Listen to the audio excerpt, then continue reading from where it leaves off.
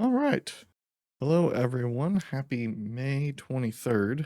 We're getting close to the end of the month of May, and I thought it would be a good idea to make a feature recap video and to cover the changes and things that have happened in the program this month because it's been a lot. And I think I'm going to end up becoming famous for spamming updates and releases. So I'm just going to cover what I think is the most significant of those changes in no particular order. And then I'll talk a little bit about what's in the works, what's cooking right now. So first, we added a new support tab. This just lets you access the roadmap, vote on roadmap items. You can see release notes, you can see bugs. Most bugs are generally emailed to me and I'm just too lazy to come put them in here myself. That is okay. I don't mind. I might make some automation to help me take an email and turn it into a bug and get tracked later or something like that. But hopefully we'll get more use out of this in the future.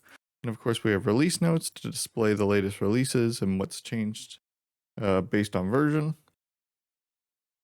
Notifications, this is just so I can spam all of you guys with messages from my social media accounts.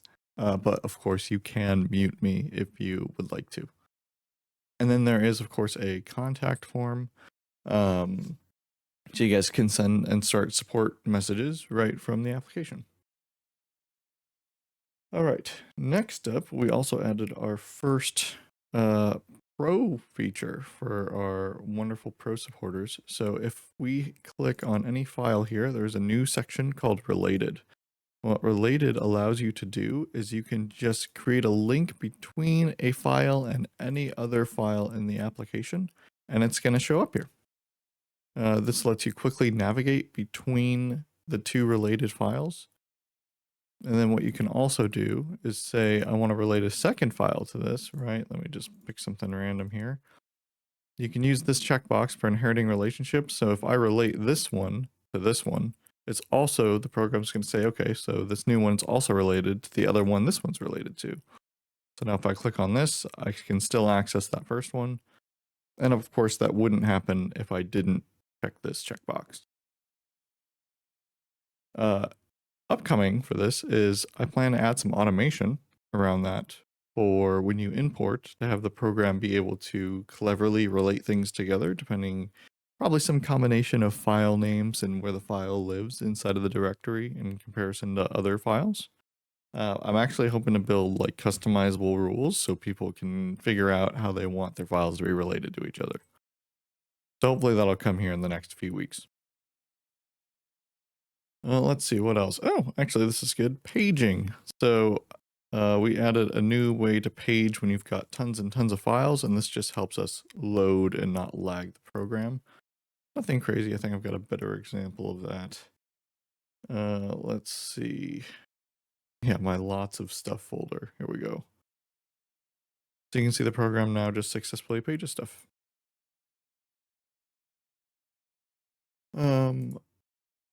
Let's see what else. Oh, we have new import settings as well. So if I go to settings, I come down to import. There is new behavior we can set here that will change the way the program handles imports.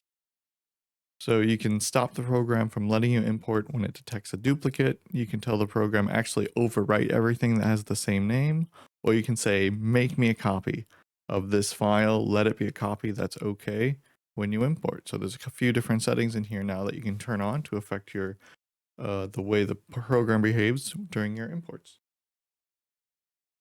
This is also another good segue. While we're in settings, we're going to jump right down into, or jump up, I suppose, into appearance. So there's this new library details, panel details sections here, and there's a toggle for each section in the library panel. So these sections right here, they can now be toggled on and off just based on which ones you would like to keep here in case you don't use one of those features. You can come in here and we can toggle a bunch of these off.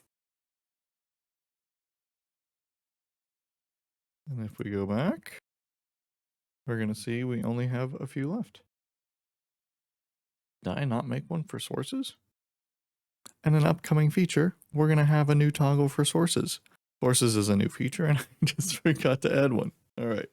Which I guess is a good segue into the sources feature. So for this, let me jump to Maker World real quick. So when we download from the let me just pick something here. Gandalf. Perfect. When we download something from the web library, let me do that and then we'll import them real quick. There is this new sources section, as you can see, which will capture the URL that you downloaded him from. There is a more advanced setting for this that's a little niche, just depending on some people's workflows. Or if you go into web libraries and check on this box where I can save a source URL as a URL shortcut in the file explorer.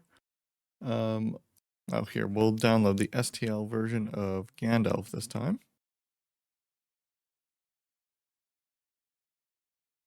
Select in this order. Okay.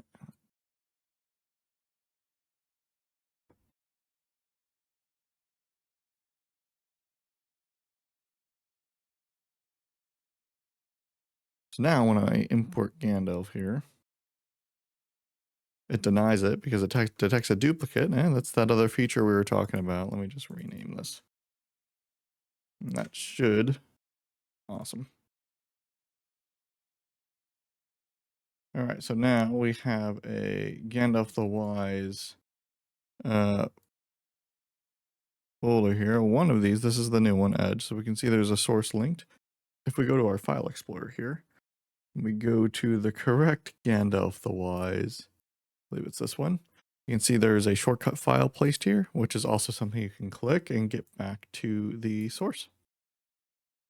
So the last feature I want to show off here is in regards to thumbnail generation, which we've been making a ton of optimizations and changes around just to help people with different hardware.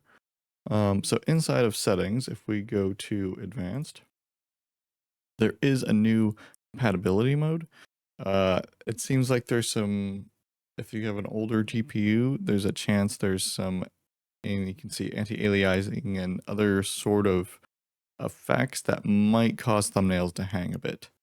So if you have trouble with your thumbnails generations or getting stuck or anything, try coming in here and turning on compatibility mode.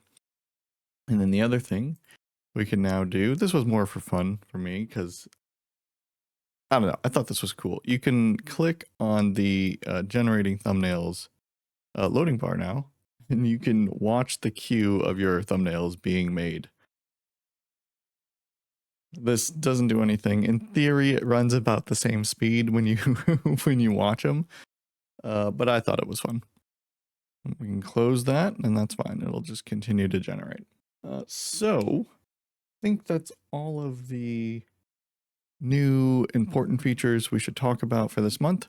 Upcoming, because there's a couple I mentioned. So upcoming, we have automation for that relational section of the library. So when we import stuff, files can be auto-related to each other based on some rules that hopefully will be customizable in some way. The next really cool thing that I would like to get in the next month as well is multiple root library locations. So there are guys out there that you guys have a billion more files than I do, and you cannot put them all in one library location because there's just not enough space on disk for that to be a reasonable thing to do. So what I'm going to try and do is we're going to get the program to accept multiple root library locations, and that will allow you to spread out your local disk load across many places. And then other than those two major things, just more fixes and optimizations as they come in from you guys. Like, that's what I prioritize. I'm prioritizing the bugs, the fixes, the things that are slow. And we're just going to continue to do that. And the season of the app's still pretty new.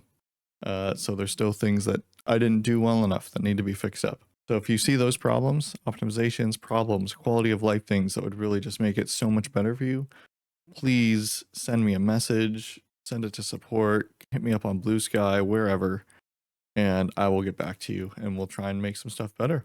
Okay, well, I think that covers every major feature that I want to talk about this month.